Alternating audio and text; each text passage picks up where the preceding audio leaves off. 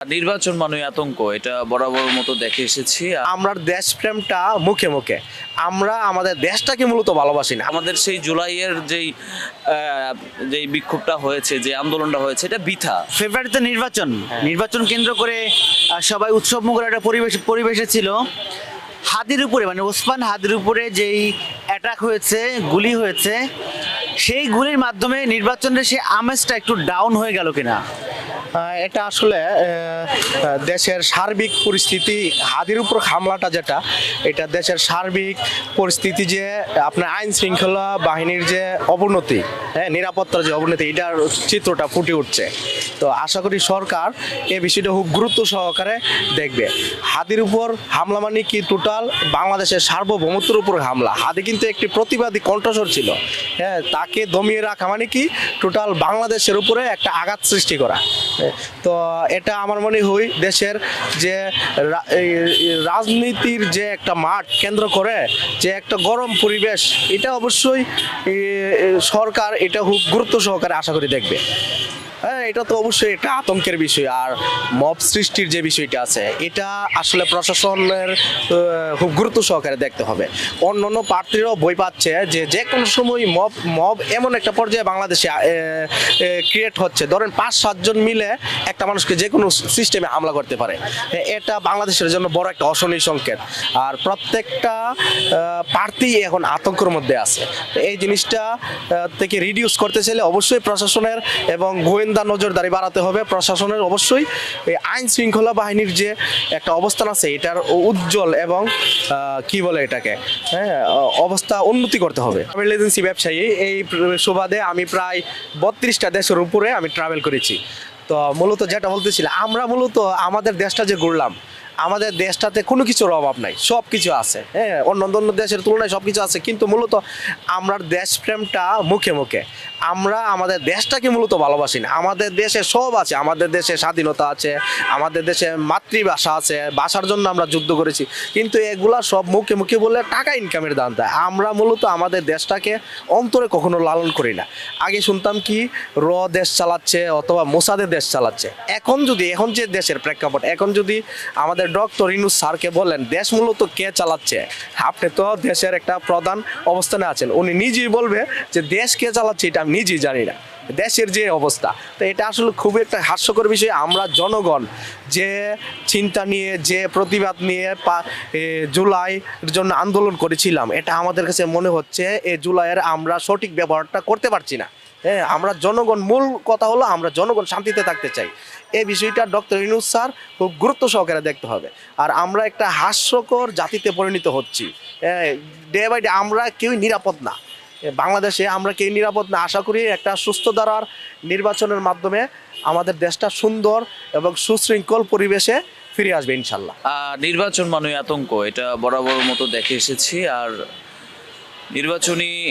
নির্বাচনের আগে এই আতঙ্কটা আসলে আমরা সাধারণ জনগণ হিসেবে মেনে নিতে পারি না। এটা শুধু হাদির উপর না, আমরা সাধারণ জনগণ আসলে নতুন বাংলাদেশে কতটুকু নিরাপত্তার মধ্যে আছি, এই জিনিসটা আসলে খুঁজে বের করতে হবে। এখন সোশ্যাল মিডিয়াতে কেউ হাদির উপর এই আক্রমণে কেউ সাবেক স্বৈরাচার সরকারকে দিচ্ছে যে সে ছাত্রলীগের নেতা ছিল, আবার কেউ হাদি নিজেকেই বলছে যে সেই স্ক্রিপ্ট লিখেছে, যেমনটা করে আমরা কানামাছি মুভিতে দেখেছিলাম। আবার অনেকেই আমাদের ডাকসুর সাদিক কায়েমের উপর দোষ দিচ্ছে। আসলে এই দোষারোপগুলো না করে আমার মনে হয় যে আইনশৃঙ্খলা বাহিনী যদি প্রকৃত যেই অপরাধী, কোনো রকম রাগ ঢাক না রেখে, কোনো রকম গোপন সত্য গোপন না রাখে, প্রকৃত অপরাধীকে যদি সামনে না আনতে পারে, নতুন বাংলাদেশ করে আসলে কী লাভ হলো? যে এখনও যদি কারো ফোনে আমাদের প্রশাসন ভয় পায়, এখনও যদি কারো ফোনে প্রকৃত অপরাধীকে গোপন করে অন্য কারোর উপর দোষটা চাপিয়ে দেওয়া হয়, তাহলে আমি তো মনে করি যে আমাদের সেই জুলাইয়ের যেই বিক্ষোভটা হয়েছে, যে আন্দোলনটা হয়েছে, এটা বৃথা। এখন হাদির মতো ছেলে আমাদের দেশে দরকার। কথা বলার মতো মানুষ অনেকেই আছে যারা পিছনে কথা বলে, সামনে এসে কথা বলার মতন সাহস কিন্তু আমাদের নাই। তো হাদির মতো ছেলেদের আমাদেরকে দরকার। এই দেশকে যদি এগিয়ে নিতে যেতে হয়, তাহলে হাদির মতো ছেলেদের দরকার। ঠিক আছে, সে মাঝে মধ্যে একটু উত্তেজিত গলায় কথা বলে, কিন্তু দেশের প্রতি যাদের ভালোবাসাটা আছে তারাই কিন্তু আপনাকে আমি ভালোবাসলে আমার রাগটা বেড়ে উঠবে। সো এই হামলাটা আসলে আমরা মেনে নিতে পারি না। আর নির্বাচনী আমেজের কথা যে বললেন সেটা আসলে হয়তোবা রাজধানী কেন্দ্রিক। আমি আসলে বাইরের জেলাগুলোতে ঘুরি, শুধুমাত্র কর্মী ছাড়া, নেতা ছাড়া সাধারণ জনগণের মধ্যে আসলে আমি নির্বাচনী আমেজটা দেখি না। আমি জাহাঙ্গীরনগর বিশ্ববিদ্যালয়ে পলিটিক্স অ্যান্ড গভর্নেন্সের একজন ছাত্র, সেই প্রেক্ষিতে কথাটা বললাম। আর এই হামলা প্রমাণ করে যে আসলে সাধারণ মানুষ তো নিরাপত্তাহীন, পাশাপাশি যারা নির্বাচন করে তারাও নিরাপত্তাহীন। মানে একটা ওপেন খোলা মাঠে একজনকে গুলি করে পালিয়ে যাবে, সেটা তো আসলে আমরা নতুন বাংলাদেশে মেনে নিতে পারি না। এবং সব কিছু পরিষ্কার যে কারা করেছে, কি করেছে। মানে একটা চুরি করলে সেটা একদিনের মতো ধরা যায় কোনো রকম তথ্য না থাকা সত্ত্বেও। আর এখানে সিসিটিভি ক্যামেরায় অপরাধী অলরেডি আমরা ফেসবুকে দেখছি, আমি নাম মেনশন করছি না, আপনারাও জানেন। কেন ধরছে না সরকার? এটা একটু বিশ্লেষণ করেন। সরকারকে জবাবদিহিতা করতে হবে, কারণ ট্রান্সপারেন্সি না থাকলে, স্বচ্ছতা না থাকলে আসলে এই সরকার তার কি ভূমিকা পালন করবে, এটা সাধারণ জনগণ হিসেবে আমরা জানতে চাই। এই বিষয়টাই আতঙ্কে আমরা সবাই আছি। যেমন আমি আজকে টিএসসি চাকরিতে আসার আগে আমি চিন্তা করেছি যে এখানে আসলে কোনো রকম সমস্যা হবে কি না। এটা অবশ্যই যারা নির্বাচনের প্রার্থী আছে, নতুন বাংলাদেশে যারা প্রার্থী আছে, সব দলের প্রার্থীদের কথাই বলছি, এই বিষয়টা তাদের জন্য অবশ্যই আতঙ্ক স্বরূপ। এমন একটা ঘটনা ঘটে যাওয়ার প্রেক্ষাপটে প্রত্যেকটা মানুষই তার আসলে শঙ্কার মধ্যে আছে বা থাকবে, এটাই বাস্তবতা। তো সেখানে যেটা বললাম যে প্রশাসন যদি তৎপরতা হয়, যদি তাদের যথাযথ সিকিউরিটি দেওয়া যায় এবং প্রত্যেকের জানমালের নিরাপত্তা দায়িত্ব কিন্তু সরকারের উপর বর্তায়, সেই জায়গা থেকে সরকার দায়ভার এড়াইতে পারে না।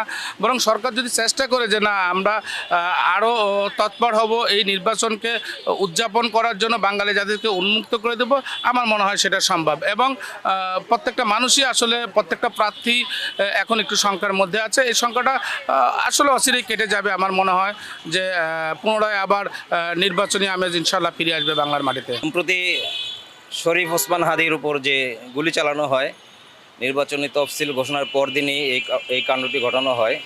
এটি সম্প্রতি রাজনৈতিক যারা নির্বাচন করবেন, রাজনৈতিক ব্যক্তিত্ব আছেন, তাদের জন্য আতঙ্কের বিষয়। বাট এই বিষয়টি ফেসিবাদের বিরোধী তারুণ্যের যে আইডল ওসমান হাদি, তার ধারাকে তারুণ্যের প্রজন্মের ভিতরে আরও বেগবান করবে, ফেসিবাদকে প্রতারিত করতে এবং দুর্নীতি এবং এর স্বৈরাচারদের যারা দোসর তাদেরকে প্রতিহত করতে, তাদেরকে চিনে ফেলেছে অলরেডি আমাদের এই তারুণ্যের প্রজন্ম।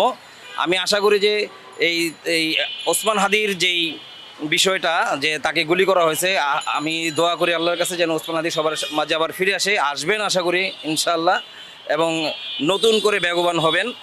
আর একটা আতঙ্ক তো সবার মাঝেই বিরাজ করে, সেটা সবাই এই আতঙ্কের মধ্যেই আছেন যে কখন কার উপরে আসে।